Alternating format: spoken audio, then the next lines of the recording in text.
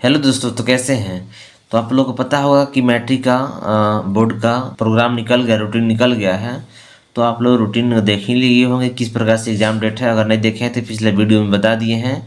Video आप लोग जाकर देख सकते हैं, या हम आई बटन में भी लगा सकते हैं, लगा देंगे और डिस्क्रिप्शन में डाल देंगे। देख लीजिएगा डेट, कौन कौन डेट का कौन सा विषय है, ठीक है। और हम आप बात करते हैं। सबसे पहले देखिए, क्लास 10th के लिए प्रत्येक को अभी आप लोग का सेट वाइज चलेगा, ठीक है। 15 सेट चलेगा। 15 सेट में आप लोग को पूरा सेशन पूरा जिग्रो मतलब एसएसटी को ख़त्म कर देंगे, ठीक है। 15 थी में एसएसटी में केवल जियोग्राफी का भी बताया जा रहा है, फिर साइंस, मैथ, इंग्लिश, हिंदी सबका चलेगा, लेकिन अकेले नहीं है इसलिए थोड़ा सा लेट चलेगा। तो आइए देखते हैं क्वेश्चन को डायरेक्ट, ठीक है।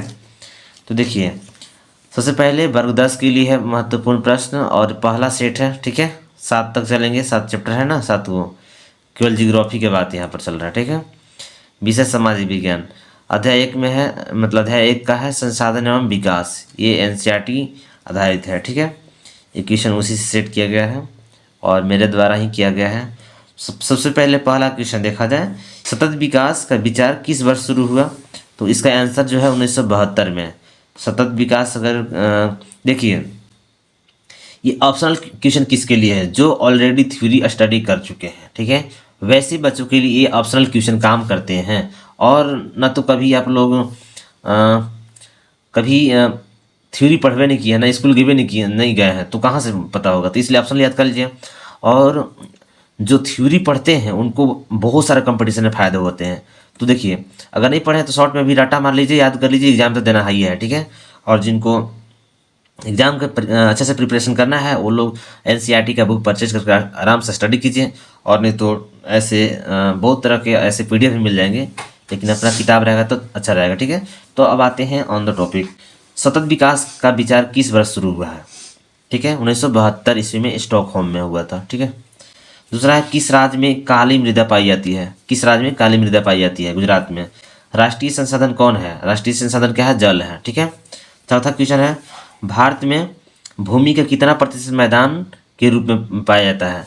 मतलब भारत में भूमि मैदान के रूप में कितना, फील्ड में मतलब फील्ड के रूप में कितना पाया जाता है, तो 43%, ठीक है। अगला है, कपास उत्पादन के लिए कौन सी मृदा उपयुक्त होती है। कपास उत्पादन के लिए कौन सी मिट्टी उपयुक्त अधिकतर हो, मतलब अधिक काम आती है, तो वो है काली मिट्टी, ठीक है।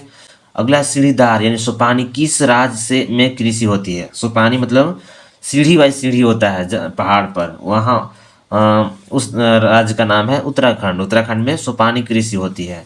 अगर बात करें सतवा की, तो संसाधन कितने प्रकार के हैं, तो संसाधन मुख्य रूप से 3 प्रकार के हैं, ठीक है। ये वीडियो थोड़ा सा लॉन्ग जाएगा क्योंकि इसमें इसको डीपली समझाना भी है, ठीक है। तो संसाधन देखिए, ऐसे मुख्य रूप से 3 प्रकार के, प्राकृतिक संसाधन, मानव निर्मित संसाधन और मानवीय संसाधन। मानव एक स्वयं संसाधन है, ठीक है। और प्राकृतिक संसाधन को दो पार्ट में बांटे गए हैं, जो नवीकरणीय है और अनवीकरणीय है। इसको आप लोग स्क्रीनशॉट ले सकते हैं, ठीक है, क्योंकि पूरा हम इसको नहीं बताएंगे, आप लोग देख सकते हैं, पूरा लिखा हुआ डायग्राम बना दिए हैं कौन कौन कितने पार्ट में बांटे गए हैं। और चक्रीय भी आता है, अचक्रीय, ये सब।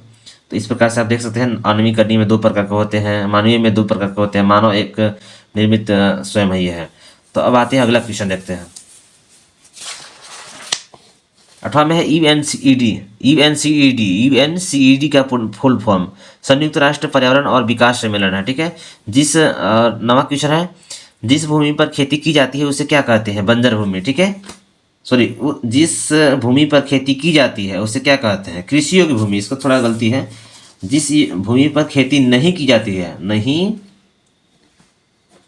खेती नहीं की जाती है, खेती यहाँ नहीं होता, नहीं की जाती है। जिस भूमि पर मतलब जिस खेत में खेती नहीं की जाती है उसे क्या कहते हैं, बंजर, मतलब नहीं की जा सकती है, वहाँ पर सूखा हुआ कुछ इशू हो सकता है। अगला है, भारत में भूमि का कितना प्रतिशत भूभाग क्षेत्र पर्वत है। तो पर्वत कितना, टोटल 30% है, याद रखिएगा।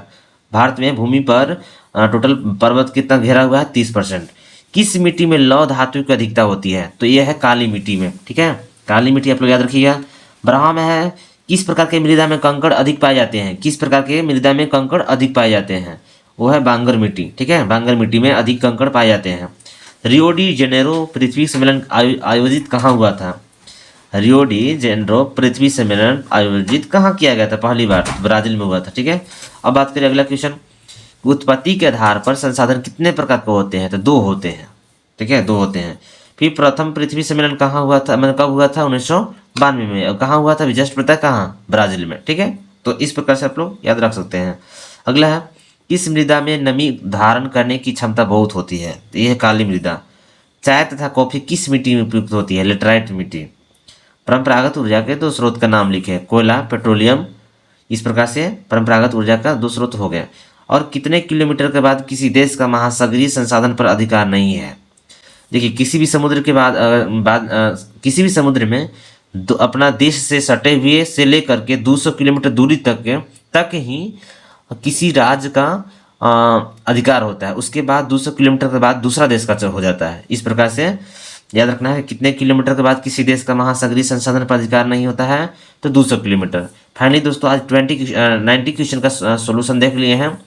अगर कोई डाउट है तो आप लोग बता सकते हैं। और इस प्रकार का क्वेश्चन हम, अगर ये पीडीएफ लेना है तो पीडीएफ मिल जाएगा, और डिस्क्रिप्शन में डाल देंगे लिंक, आप वहाँ से विजिट कर सकते हैं। थैंक यू, मिलते हैं नेक्स्ट वीडियो में।